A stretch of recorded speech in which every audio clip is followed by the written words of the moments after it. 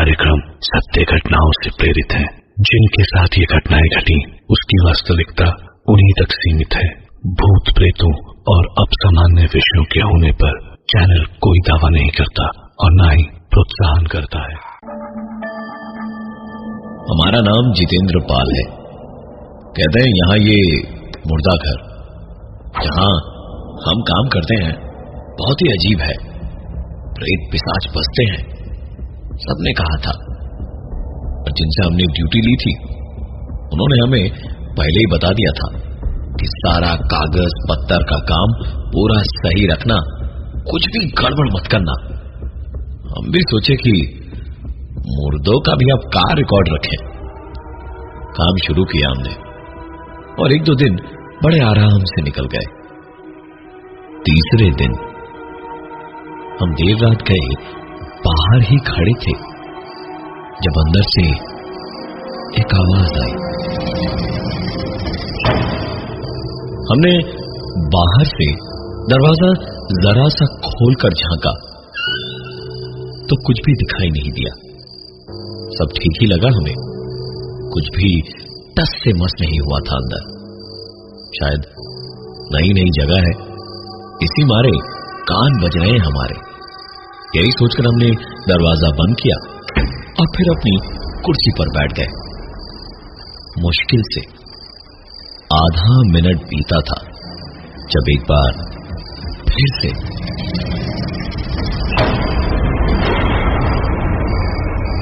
इस बार हम समझे कि कान तो नहीं बज रहे हैं, कुछ और बात है।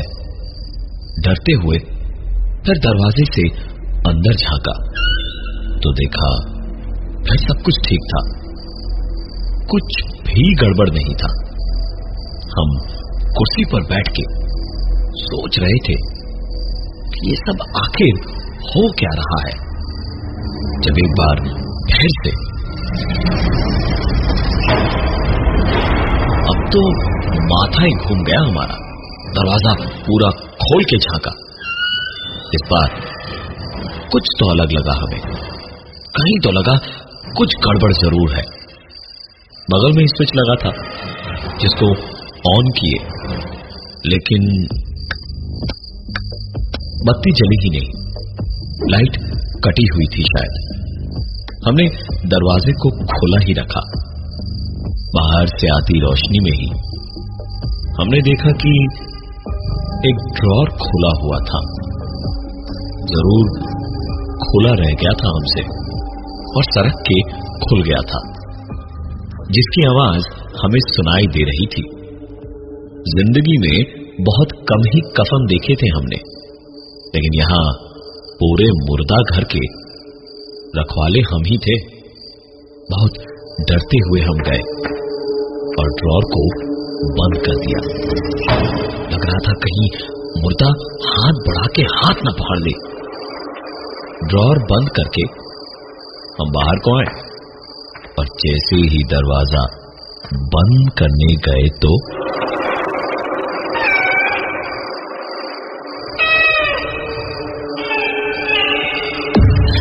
बच्चे के रोने की आवाज आने लगी। मुर्दा घर में बच्चा कहां से रोएगा, ये सोचने की हिम्मत तो नहीं थी, लेकिन फिर हिम्मत पूरी बटोर कर हम अंदर घुसे। आवाज अंदर बाईं ओर से आ रही थी। उधर देखा तो बर्फ की सिल्ली बनकर जम गए हम वहीं। 3 ही मीटर दूर रहे होंगे हम उससे। 10 मिनट पहले ही वहां एक मुर्दा रखे थे हम, याद था हमें। और इस वक्त हमें 2 चमकती हुई आंखें दिख रही थी और रोने की एक डरावनी आवाज आ रही थी। हम भागना तो दूर की बात है, हिल भी नहीं पा रहे थे। और तभी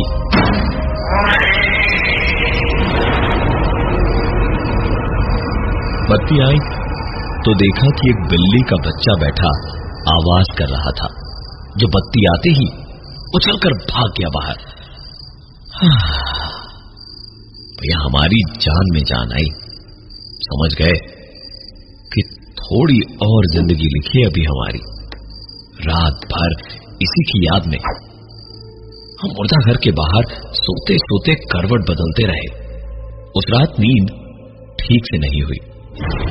अगले दिन ड्यूटी पर जब दोबारा पहुंचे तो बाहर बैठे बैठे अखबार पढ़ रहे थे हम, जब ऊपर छत से एक आवाज ने हमको परेशान कर दिया।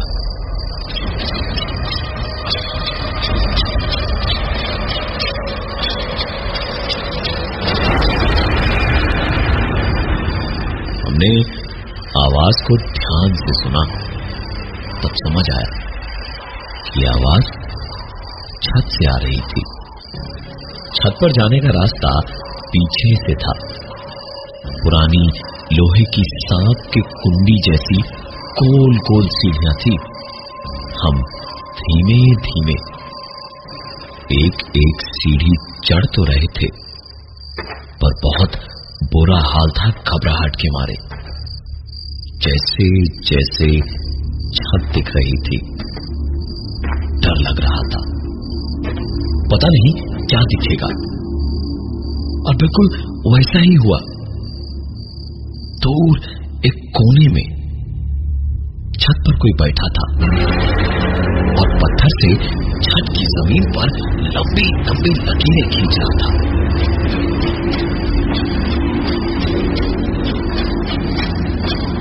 अजीब बात यह थी कि वो लकीरें थोड़ी थोड़ी दूरी पर थी। देखिए, कोई शर्म नहीं है हमें बताने में कि हम डर के मारे गए ही नहीं देखने की कौन था वहां। चुपचाप उसी सांप वाली सीढ़ी से हम नीचे आए तो फिर से हमें एक जानी पहचानी पुरानी आवाज सुनाई दी।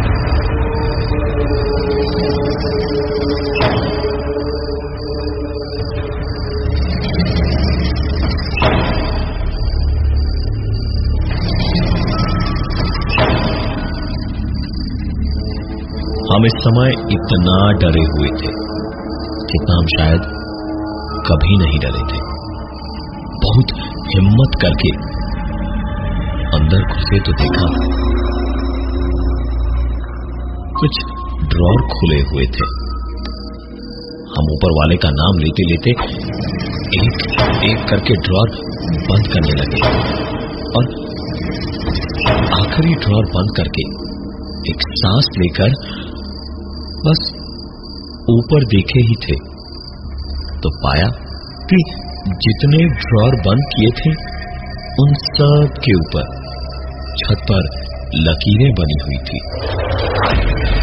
हमने भी कोई ध्यान नहीं दिया इन सब पे और चुपचाप बाहर आकर अपनी कुर्सी पर बैठ गए। रात हुई, हमने खाना खा के एक बीड़ी जलाई। 2 ही कश मारे थे हमने कि बस फिर से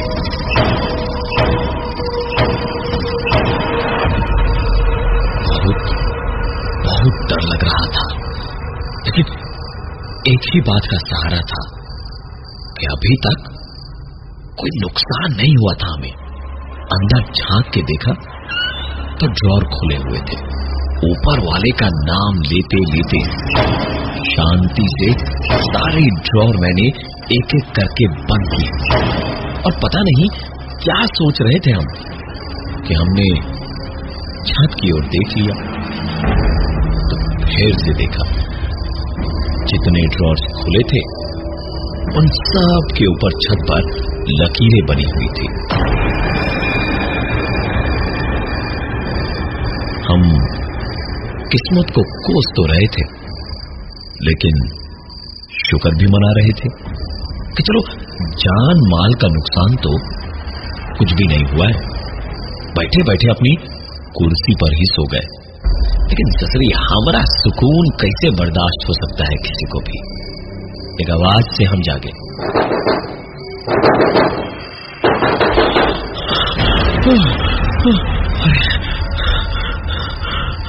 हड़बड़ाते हुए हम जागे तो एक बार फिर से दिल की धड़कन बहुत तेज थी। पसीना माथे से अब पानी की तरह चूरा था।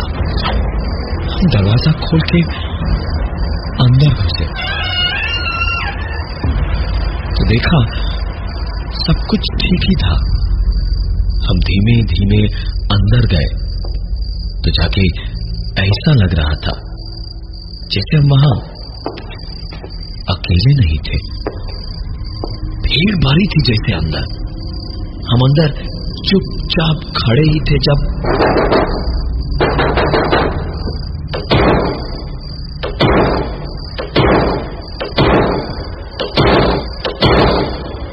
इतनी तेज आवाज थी कि हमारी आंखों में अब आंसू भर गए थे। हमसे कहा नहीं गया और फिर हम कान पे हाथ रख के चिल्ला पड़े, अरे कौन है? क्या चाहिए तुमको? आए हमारे पीछे पड़े हो? अरे बंद करो ये शोर शराबा और चुप हो जाओ।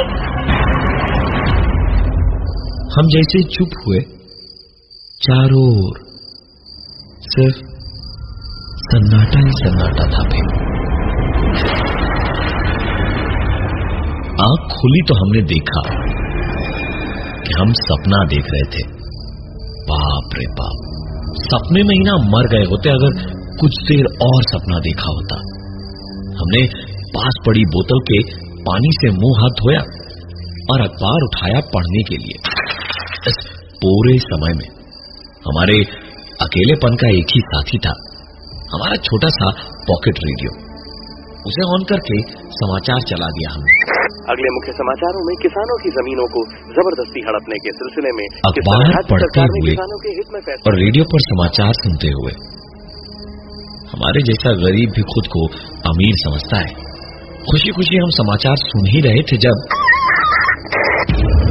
2 बार गलती पे चेतावनी दी है, तीसरी बार सीधे सजा मिलेगी। हम कसम खा के कह रहे हैं कि रेडियो पर ऐसा सुन के हमें जितनी घबराहट हुई किसी चीज से कभी नहीं हुई थी। हम उछल के कुर्सी पर बैठे और अखबार छूट के गिर गया हाथ से। और फिर हमने सुना, समाचार समाप्त हुए, नमस्कार। हम तो सोच में ही पड़ गए। हमने रेडियो बंद कर दिया और सोचा कि सामने चाचा की दुकान से एक चाय पी ले कि तभी हमारे सीनियर आ गए। लाश आई थी एक नई, उसे ड्रॉर में लगाने का कह के साहिब तो चले गए। हमने भी सोचा मुर्दे ही तो है, कुछ देर और ऐसे ही रह लेगा, हम तब तक चाय पी लेते हैं। हम गए चाचा की दुकान पे चाय पीने लगे तो गप्पों में कब 1 घंटा बीत गया पता ही नहीं चला। अचानक हमें याद आया तो हम दौड़े कि कहीं साहिब आ गए और उनके सामने लाश वहीं की वहीं रही तो हमारी अच्छी खासी सरकारी नौकरी चली जाएगी। तुरंत भागकर कुर्सी तक पहुंचे। हमारी हालत और खराब हो गई। लाश बाहर थी ही नहीं। हमने रजिस्टर देखा तो उसमें लाश की एंट्री थी ही नहीं। जरूर साहब ने आकर लाश रखवा दी होगी और हम वहां नहीं थे तो गुस्से में रजिस्टर में भी एंट्री नहीं की होगी। हमने तुरंत दरवाजा खोला और हम अंदर भागे। दिमाग पूरी तरह बना रहा था हमारा। चाय पीने कहा चले गए, इतने में नौकरी पे बनाई हमारी। हमने एक एक करके सारे ड्रॉर दनादन खोल कर देखे।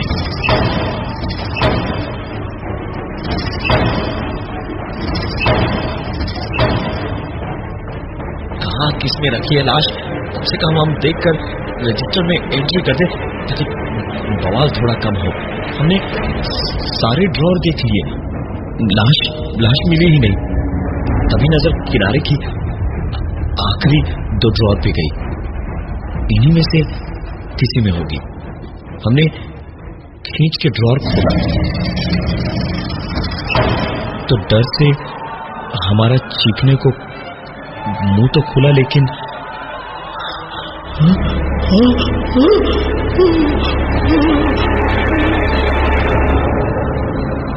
खाली कोशिश ही कर पाए थे सीखने की, और मुंह से सिर्फ हवा ही निकल रही थी। आंखों में आंसू भरे थे, और सामने ड्रॉर के अंदर छत पर जो पागल दिखता था वही पागल लेटा था, जो गुस्से में लेकिन हंसते हुए हमसे बोला,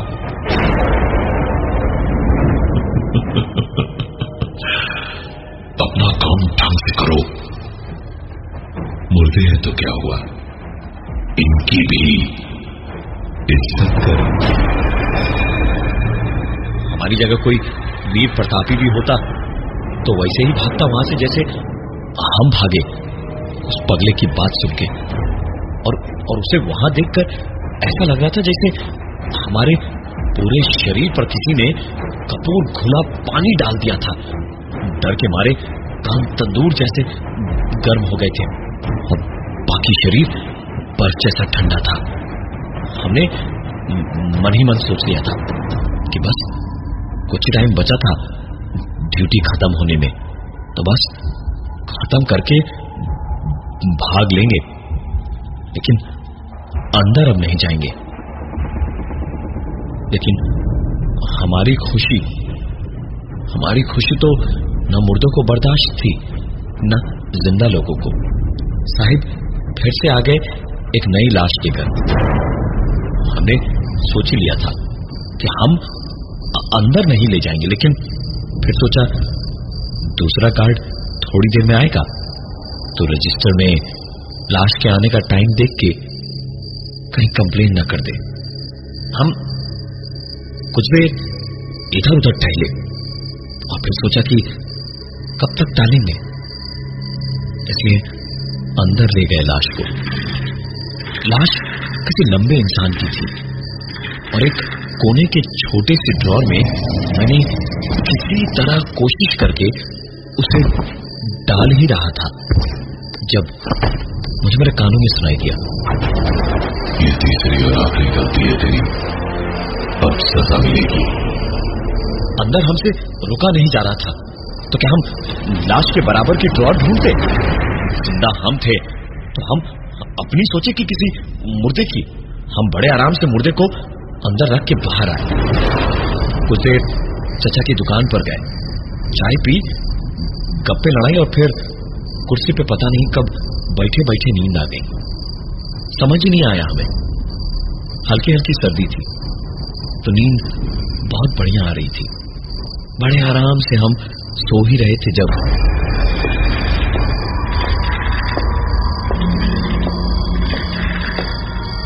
लो भाई नई बॉडी आई है। नींद में गरीब आदमी हमेशा ड्यूटी पे ही रहता है। हाँ सर अभी आए सर। इतना बोल के हम उठने को गए तो हमारा सर बहुत तेज किसी चीज में लड़ा। हाथ पैर भी हिला नहीं पा रहे थे हम। सांस भी समझे कि मुश्किल से ही आ रही थी। बहुत घुटन हो रही थी, लेकिन ठंड बहुत लग रही थी।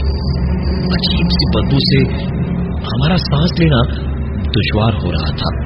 हमने हाथ पैर पूरे ताकत से मारना शुरू किया और चिल्लाने लगे।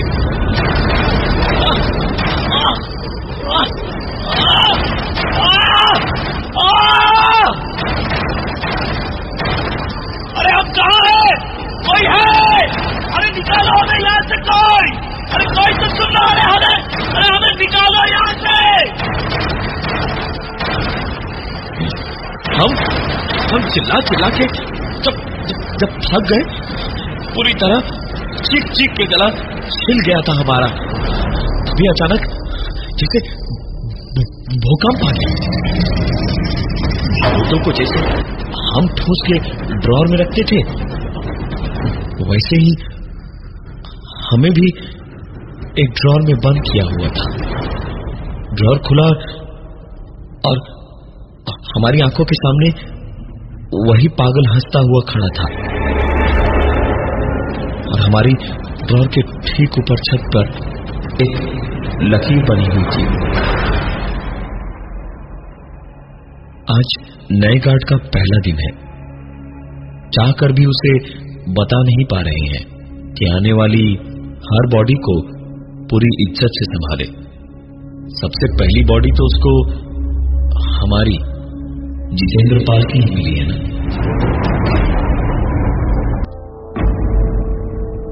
और ये थी आज की एक कहानी ऐसी भी।